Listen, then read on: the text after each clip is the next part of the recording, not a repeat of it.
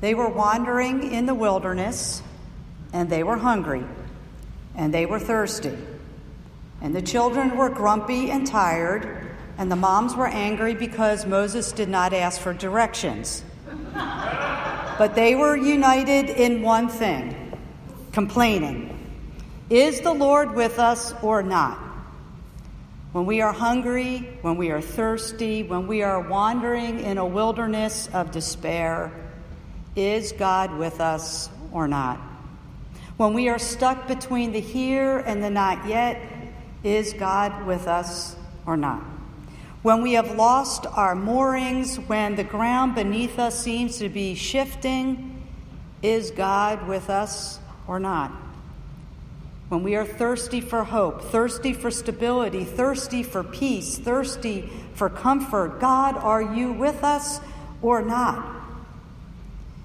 Maybe the ancient Israelites feared that God was not with them, that they were all alone. Maybe this whole Exodus was a big mistake. Maybe they had misread the signs and God had abandoned them. We have been journeying through a wilderness, a rocky place in these past months. We've been climbing over mountains of information about the coronavirus, shutdowns, safety protocols, when to wear a mask, when it's safe not to wear a mask, questions about leadership. We have been journeying through a wilderness of challenges to our emotional and our spiritual well-being. Unknown what life will be like after the pandemic, whenever that will be. School, work, church, social lives, everything's changed. So we grab at answers. We want all kinds of answers so quickly. Virtual learning, hybrid learning, 50% capacity, 75% capacity, testing, more testing, easier testing, and we just say, God, make this be over, please.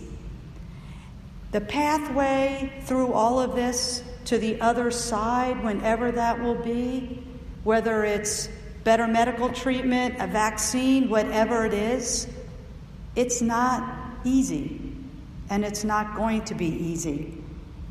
And we may ask ourselves, why, God, are you with us or not?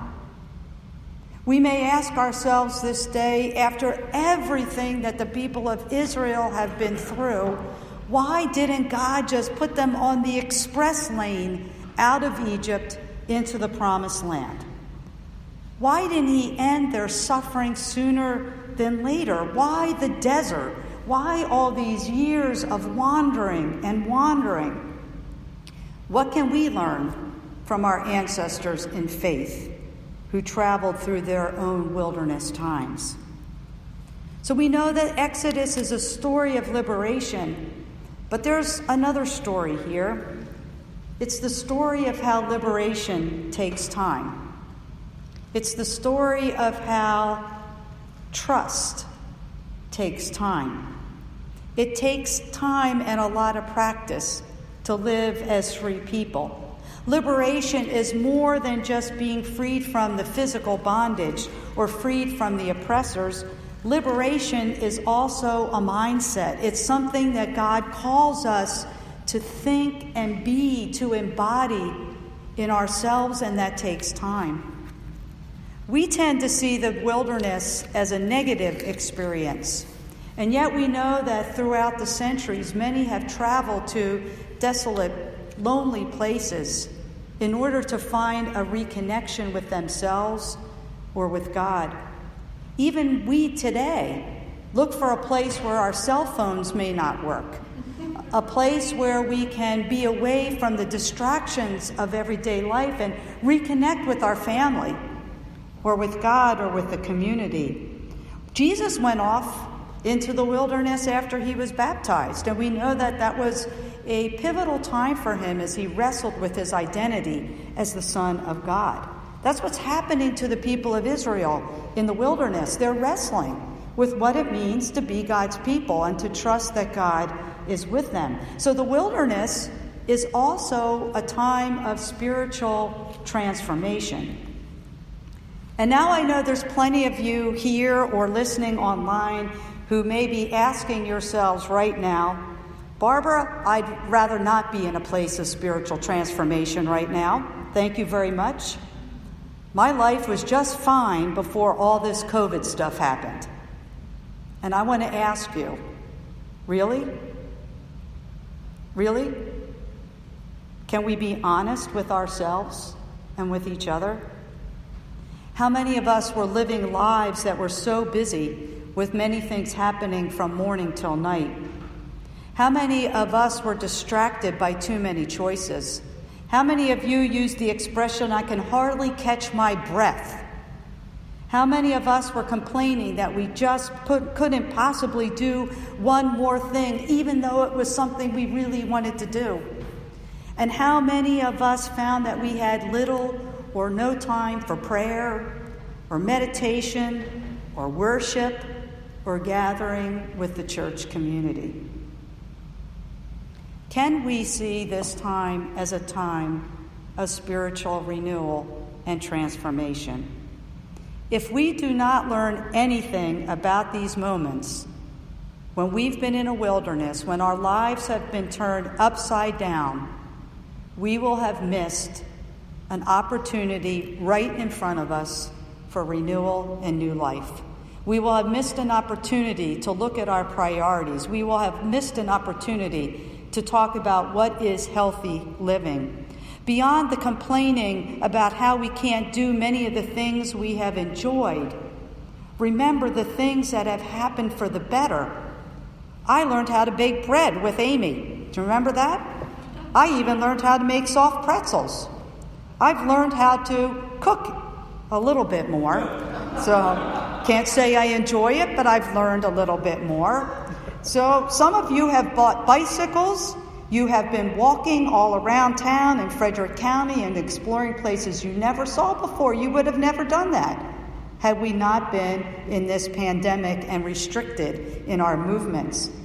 How many of us have discovered just how special our friends and family are, and how much we have missed being in the same room, same place with them?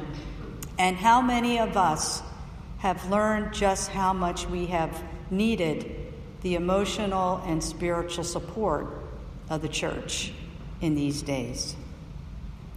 Haven't we learned to trust people in new ways? We've had to trust one another, to wear masks and to maintain the distance. Have we not learned to trust our neighbors, and have we not learned to pay attention to people that we often just walked by or ignored? How about the people in the grocery store that we have a new appreciation for because they've been putting their lives on the line? Or the people that work at the gas stations where we fill up? Or all of those people that are delivering mail and packages to our door? How can we reframe our complaining and our laments to experience these days as pilgrimage? How do we recognize that we as people of faith, have been in this place before, and trust that the slow and difficult work will lead us to a new place? And so we have journeyed again with our friends in the wilderness, the people of Israel. We hear their frustration, we hear their anger, we hear their desperation, and we learn that God hears our cries. God hears our complaints. God hears our prayers. God tells a frustrated, perhaps even terrified Moses that he hears the cries of the people. And he sends Moses to do something that seems impossible. Take your staff, hit that rock. God is there. Hit that rock, and you will receive living water. And sure enough, I like to think about Moses whacking that rock, because he was so frustrated. Whack! And all this water comes gushing out. Exactly what was needed at that time. The people complained, and God still heard them. They complain to Moses, and Moses hears them. Moses goes and complains to God, and God hears Moses as well. You know, many of us think that to be a good Christian, you don't complain. But to complain against God is to share a prayer with God. Whether God thinks the Israelites or Moses are being petty, or whether God gets tired of these complaints, God is still God. God is still God, and God hears the cries, the complaints, the laments, and God provides. That's part of our story of pilgrimage and wandering in the wilderness. And I know it's difficult to be patient. It's difficult to wait for God's promises of new life. It's difficult to be in the wilderness when we don't always see where we're going, or when God doesn't respond to us right away. So we wander and we forget and we despair, and then God comes and gives us living water.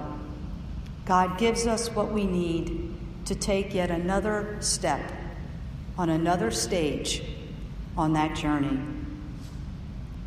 Getting through these days will require continued sacrifice and patience and flexibility and trust. Are you there, God? I hope by now we know the answer. Thanks be to God. Amen.